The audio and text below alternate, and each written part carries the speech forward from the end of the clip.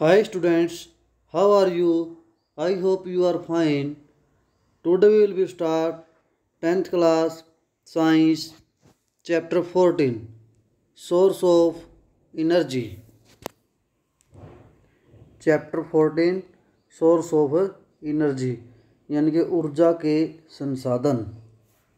देखिए in class 9th we learn that the total energy during a physical or chemical process is conserved। ये हमने 9th class के work energy के जो chapter था उसमें हमने पढ़ा था भाई टोटल एनर्जी थी फिजिकल प्रोसेस हो चाहे भौतिक प्रोसेस या फिर केमिकल यानी कि रासायनिक प्रोसेस हो, उसके दौरान क्या रहती है टोटल एनर्जी कंजर्व रहती है। तो वाई तो फिर क्यों then do we hear to so much about the energy crisis. देखिए अगर हम बात करें तो फिर हम क्यों ज़्यादा सोच रहे हैं इस चीज़ के बारे में एनर्जी संकट के बारे में। देखिए if energy can neither be created nor destroy we should have no worries. देखिए अगर हम एनर्जी को ना तो ख़त्म कर सकते हैं और ना ही पैदा कर सकते हैं तो फिर हमें इसके बारे में इतना ज़्यादा हैरान होने की क्या बात है। We should be able to perform endless activities without thinking about energy resources. देखिए हम यूज़ करते हैं परफॉर्म करते हैं एंडलेस एक्टिविटी, ऐसी एक्टिविटीज़ यानी कि जो ख़त्म नहीं होती हैं लगातार, without thinking about energy source के बारे में बिना सोचे।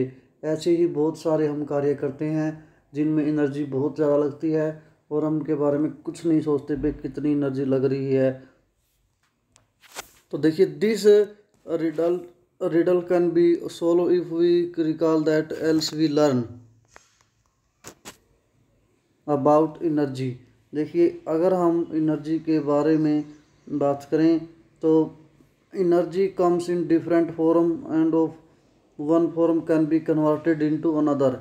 एनर्जी अनेक अवस्थाओं में पाई जाती है, अनेक फॉर्म में पाई जाती है और एक फॉर्म को दूसरी फॉर्म में चेंज किया जा सकता है। जैसे एग्जांपल के तौर पे if you drop A plate from A height, अगर हम कोई प्लेट ऊपर से गिरा देते हैं द पोटेंशियल एनर्जी, जो ऊपर हम उसको पकड़े हुए हैं तो पोटेंशियल एनर्जी होती है उसमें। Plate converted mostly sound energy, वो जब नीचे आके गिरती है तो आवाज़ आती है, धड़ाम जैसी प्लेट की आवाज़ आती है, तो वो सारी की सारी पोटेंशियल एनर्जी साउंड एनर्जी में चेंज हो गई। When hit the ground if we light a candle, अगर हम कैंडल को जलाते हैं the process is highly exothermic, यानी कि उसमें क्या होती है भाई एनर्जी रिलीज होती है काफ़ी मात्रा में। सो दैट एक्सोथर्मिक क्या होता है जहाँ पे एनर्जी रिलीज होती है। So that the chemicals energy in wax is converted heat energy and light energy. जब जलती है मोमबत्ती तो उसका वैक्स यानी कि मोम भी पिघलता है और जो एक केमिकल एनर्जी होती है उसकी वो चेंज हो जाती है हीट एनर्जी में, यानी कि गर्म हो जाता है उसके आसपास, एंड लाइट, और साथ में लाइट प्रोड्यूस होती है। एनर्जी ऑन बर्निंग, जलने के बाद। What other products are obtained when we burn a candles, और भी कई तरह के प्रोडक्ट्स हमें प्राप्त होते हैं जब हम कैंडल्स को जलाते हैं, जैसे अलग तरह की गैसें, वेपर्स वगैरह, इस तरह की चीज़ें हमें प्राप्त होती हैं। तो the total energy during a physical और chemical process remains the same, but suppose we consider the burning of candles again can we somehow put together the heat and light generated also with products of the reaction to get back to chemical energy in form of wax. देखिए अगर ऐसा है तो ये कह रहा है क्या हम फिर दोबारा से जो वो एनर्जी जो वेस्ट हुई है केमिकल प्रोसेस उसमें, तो somewhat suppose consider burning candle again, उस जली हुई कैंडल को फिर दोबारा से हम इकट्ठा करके जो वो लाइट या हीट एनर्जी थी सारी एनर्जी को उस प्रोडक्ट को जो उस कैंडल से बने हैं, तो क्या वापस हम उसी तरह से वो कैंडल बना सकते हैं वैक्स के रूप में? तो ऐसा पॉसिबल नहीं हो पाता। देखिए let us consider another example, और एक हम एग्जांपल लेके चल रहे हैं। Other example suppose we take 100 ml of water, 100 millilitre पानी ले लिया विच हैज़ ए टेम्परेचर, जहाँ टेम्परेचर क्या दे रखा है 344 केल्विन, अगर डिग्री सेल्सियस में बोलें तो 75 डिग्री सेल्सियस, और उसको खुले में रख दिया and leave it in a room में रख दिया वेयर द टेम्परेचर, जहाँ रूम का टेम्परेचर क्या है 25 डिग्री सेल्सियस है। मतलब कि पानी का टेम्परेचर कितना था 75 डिग्री सेल्सियस और रूम का कितना है 25 degree Celsius. What will happen if there any way of the collecting all the heat lost to the environment and making the water hot once it has could cool down। हमने देखा जो water था थोड़ी देर में वो room temperature के बराबर ही हो जाता है, मतलब कि वो जो हीट थी वो सराउंडिंग में चली जाती है, सारे पानी मतलब जो गर्म हमने रखा वो थोड़ा पानी वो क्या हो जाता है ठंडा हो जाता है। जैसे हम चाय का कप रख दें अगर तो रखते हैं और आस पास ठंडा है, जैसे सर्दियों में बहुत जल्दी ठंडा हो जाता है, गर्मी में थोड़ा टाइम लगता है, तो मतलब कि उसका टेम्परेचर भी ज़्यादा है, वो हीट क्या हो जाती है सराउंडिंग में ट्रांसफ़र हो जाती है। If any example of that we consider we will see the energy in the usable form. Energy यहाँ पे यूजेबल फॉर्म में है, एक रूप से दूसरे यूज में, dissipated to the surrounding in is less usable forms. देखिए कम यूज की फॉर्म में वो सराउंडिंग में मतलब कि लुप्त हो जाती है, सराउंडिंग के अंदर यूज हो जाती है। Hence any source of energy we use to do work is consumes and cannot be use again. देखिए जो एनर्जी है हम यूज़ करते हैं वो सराउंडिंग में चली जाती है, कंज्यूम हो जाती है और उसे हम दोबारा से यूज नहीं कर पाते। तो इसीलिए वो कैंडल थी जो एक बार जलने के बाद रिएक्शन जो मतलब हीट ट्रांसफ़र होने के बाद पिघलने के बाद दोबारा से हम वो ही सराउंडिंग वाली ही एनर्जी इकट्ठी करके सारी चीज़ें इकट्ठी करके वापस कैंडल को उसी रूप में नहीं कर सकते। ऐसा ही हम पानी के केस में भी करते हैं, जब ठंडा हो गया तो दोबारा से हम सराउंडिंग से ऑटोमेटिक उसको गर्म नहीं कर पाते। तो देखिए इसके बाद हमारा टॉपिक है what is a good source of energy. Energy का अच्छा संसाधन कौन सा है, गुड सोर्स क्या है। What can then be the consider a good source of energy we in our daily lives. हमारी ज़िंदगी के अंदर use energy from various source of doing work. हम एनर्जी को अलग अलग रूप में यूज करते हैं कार्य करने के लिए। We use diesel to run our train. अगर हम डीजल की बात करें तो जैसे हम ट्रांसपोर्ट के साधन हैं जितने भी डीजल पे चलते हैं, ट्रेन है डीजल पे चलती हैं। We use electricity to light our street lamp. बिजली का यूज़ हम हमारे घरों में या हमारी गलियों में या लाइट के रूप में यूज़ करते हैं। और we use energy in our muscles to cycle to school. हम अपने खुद की मसल्स एनर्जी का शरीर का यूज़ करते थे, घर से साइकिल पे आते हैं, पैदल चल के आते हैं, और भी बहुत सारे काम हम खुद करते हैं, उससे मसल्स एनर्जी लगती है। इसके बाद है activity list forms of energy that you use from morning when you walk up till up you reach to school. उन एनर्जियों के नाम बताओ जो तुम सुबह उठते हो और वॉकिंग पे जाते हो और स्कूल तक पहुंचते हो सकता है भाई हम जिस तरह से वॉकिंग पे जाएं पैदल तो हम मसल्स एनर्जी हो सकती है। इसके बाद अगर हम बात करें तो हम खाना पीना खाते हैं, उसके द्वारा जो केमिकल एनर्जी हमारे शरीर को मिलती है। इसके बाद अगर हम बात करें स्कूल में, हो सकता है हम कोई बस में जाता है तो वहाँ पर भी एनर्जी का यूज़ होता है। तो अलग अलग तरह के रूप में एनर्जी हम यूज करते हैं। From where do we get these different form of energy. ये अलग अलग फॉर्म ऑफ एनर्जी हमें कहाँ से मिलती है, किस चीज़ से मिलती है, वो हम बता सकते हैं किस एनर्जी से कौन सी एनर्जी किस चीज़ से मिलती है। Can we call these source of energy why or why not. क्या देखिए can we call these sources of energy, क्या हम इन सोर्स को एनर्जी कह सकते हैं। देखिए the मसलर energy for carrying out physical work. हम फिजिकल वर्क जो भी करते हैं उसमें मसलर एनर्जी लगती है। Electrical energy for running the various appliance. जो भी बिजली के अपरेटस चलाते हैं हम उसमें विद्युत एनर्जी यानी कि इलेक्ट्रिकल एनर्जी लगती है।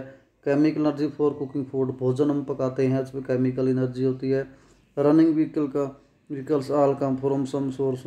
देखिए अगर हम बात करते हैं तो कोई भी व्हीकल्स है उसमें केमिकल एनर्जी होती है, मतलब रिएक्शंस होती हैं, और बाइक या गाड़ियाँ जो चलती हैं। We need to now how do we select source needed for obtaining the energy in the usable form. तो हम किस तरह से ये पता कर पाएंगे हमें कौन सी एनर्जी या कौन सा सोर्स एनर्जी का किस जगह पे यूज करना है। देखिए इसके लिए हम एक्टिविटी ले रहे हैं। Consider the various option we have when we choose a fuel for cooking our food. कह रहा है भाई कौन सा ऑप्शन हमें चूज़ करना चाहिए भोजन बनाने के लिए। हमें देखना पड़ेगा भाई हम कहाँ रह रहे हैं, उसके हिसाब से हम देखेंगे कौन सा हमें ईंधन ईजिली अवेलेबल होता है और कौन सा ईंधन अच्छा है। मतलब कि उसकी अगर हम बात करें तो हीट की जो पर यूनिट वॉल्यूम के हिसाब से ज़्यादा मात्रा है।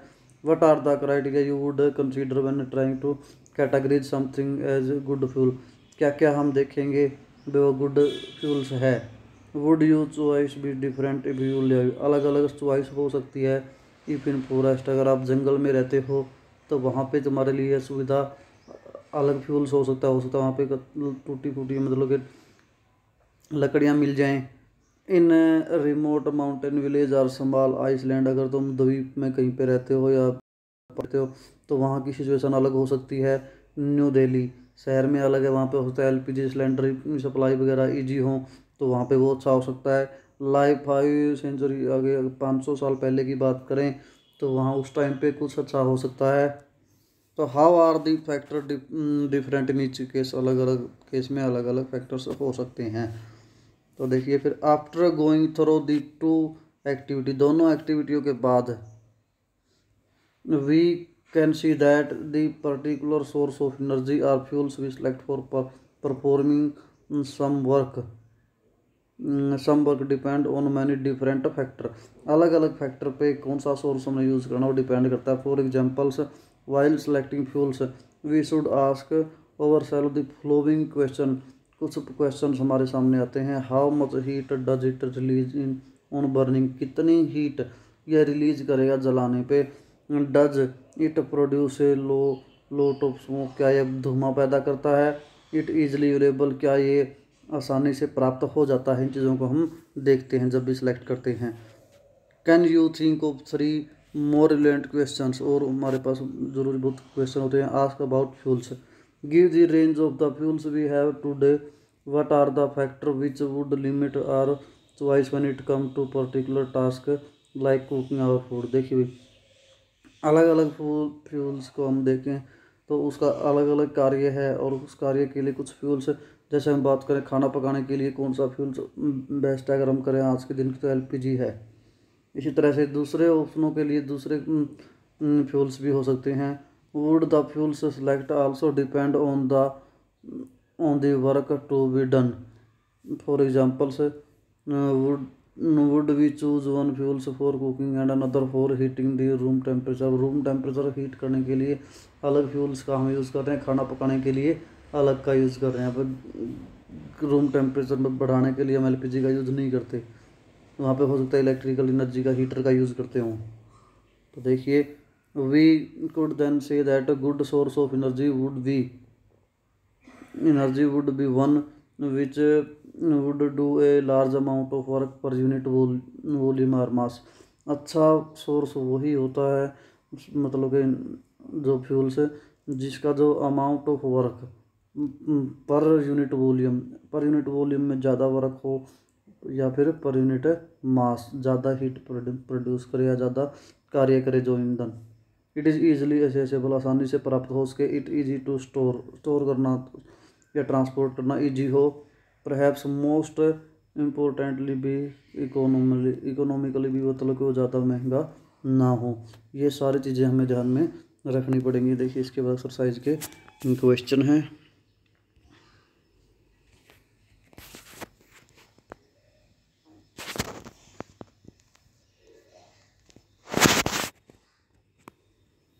देखिए क्वेश्चन फर्स्ट है what is a good source of energy. Energy का गुड सोर्स कौन सा है, अभी हमने पढ़ा भी था। ए good source of energy should have the following quantity, it should be easily available, आसानी से अवेलेबल हो जाए। It should do a large amount of work, यानी कि पर यूनिट वॉल्यूम या पर यूनिट मास ज़्यादा कार्य करे। It should be easy to store करना या ट्रांसपोर्ट करना आसान हो। इट शुड बी इकोनॉमिकली ज़्यादा महंगा ना हो। It should cause less environment pollution कम करता हो। इसके बाद दूसरा क्वेश्चन है what is a good fuels. Good fuels कौन सा होता है भाई। एक good fuels produce a large amount of heat on burning, जलाने पर ज़्यादा हीट प्रोड्यूस करे। Do not produce lot of smoke and ज़्यादा धुआं पैदा ना करे और इजीली अवेलेबल हो जाए। इसके बाद तीसरा क्वेश्चन है, if you could use any source of energy for heating your food which one you use. अगर तुम्हें भोजन के लिए कोई सोर्स यूज़ कर रहे हो एनर्जी का, तो वो कौन सा यूज़ करोगे। We shall use LPG and CNG. आज के दिन में एलपीजी का यूज़ हम सबसे ज़्यादा करते हैं, या फिर इलेक्ट्रिसिटी हीटर वगैरह का यूज़ करते हैं हम खाना बनाने के लिए। और food become these are efficient way of supplying energy, क्योंकि इनसे एनर्जी बहुत ही अच्छी और मतलब कि सुविधाजनक प्राप्त होती है। The thermal efficiency of energy source is large. थोड़ी सी मात्रा में काफ़ी मात्रा में एनर्जी प्राप्त कर लेते हैं हम। एक छोटा सा सिलेंडर होता है, काफ़ी हीट वो प्रदान करता है। ऐसे ही इलेक्ट्रिसिटी से भी काफ़ी हीट मिलती है। There is a less pollution, pollution भी कम होता है। Source are use for easily, और इसको ईजिली यूज करना आसान है। तो इस तरह से हम ये करेंगे भाई। कोई समस्या हो पूछ सकते हो। Thank you, have a nice day.